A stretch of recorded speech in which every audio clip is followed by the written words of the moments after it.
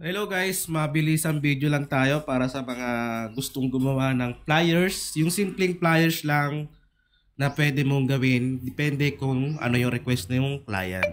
Okay? So meron tayo ditong ginawa. Ayan. Sa cravings.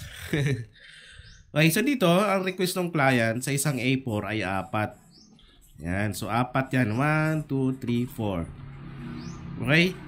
So, kailangan meron din likod. Ayan o. Yun yung request ng client. So, back to back siya. Ayan. So, isang A4, 4. Back to back.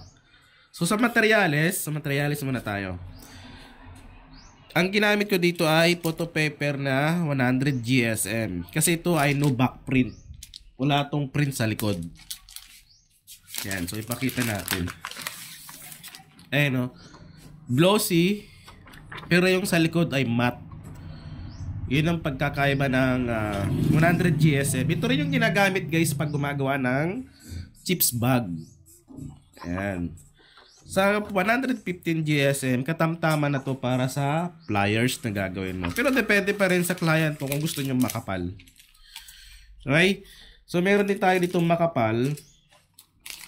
Eto. Photo paper double-sided glossy. 200 GSM na siya. Ayan, no? So makapal ito 200 GSM. Kuha tayo na isa. Ayan. Back to back glossy. Yun ang pagkakabaya ng QAP photo paper double-sided glossy. Sa ganitong presyo naman, dito muna tayo. Sa ganitong presyo, ang presyo ko dito ay package na kasi ito eh. Ito. 200 pieces yan. 200 pieces. Ayan. 200 pieces na ganito. Kasama na yung cut. 1-3. Okay? So 1-3. 200 pieces. Back to back na yan. Saka kasama na yung pag-cut dyan. So ang materials ko dyan ay photo paper 100 GSM, 115 GSM, 1 ito sa 200 na piraso. Okay? So dito naman, kung gagamitin mo yung ito, so ang single ko dyan ay 1.5, 200 pieces din. Kung ito yung materialis 1.5. So magdadagdag ka lang kasi medyo makapal-kapal ito. Ayan. So tignan nyo na lang sa comment section kung magkano yon presyo nito sa Shopee. Sa Shopee ko lang din naman ito binibili. Okay, sa mga gustong gumawa, sa mga nagbabalak gumawa ng flyers, 115 GSM lang katamtama na yung guys. Pamimigay mo lang naman eh. Sa malinaw naman siya. Ang settings ng print, photo paper glossy, yung print niya ay high. Okay, high settings. Dito naman matte, high settings. Ito glossy kasi matte yung likod nito. Ayan o. Katamtama lang to, pwede na to. Ayan o. Pa-flyers, pamigay sa ating mga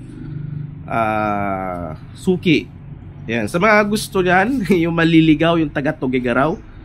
So sa Caritan Highway lang to, Caritan Sur. So may bagong opening ng cravings, try nyo na lang. Nag-endorse. Mura lang kasi sa kanila guys, oh. Pang estudyante meal lang talaga. Ayun, mura lang. May mango float din. Yan.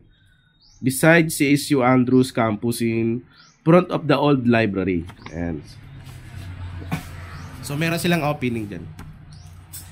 Tapos meron ding ito isabay ko na din. Yung logo lang na ilalagay sa apron. Ayan. Ito. Ang single ko dyan ay 80 pesos. Ito, isang piraso. So, 80. So, 5 piraso to.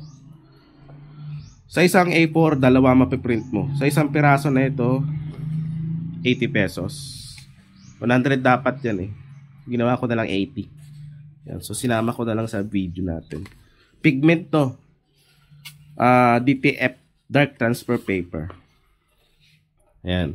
80 pesos bawat isang logo. na ipipress sa apron. Ayan. So, 5 yan. Okay, so message lang or comment lang sa may mga tanong dyan tungkol sa ating flyers.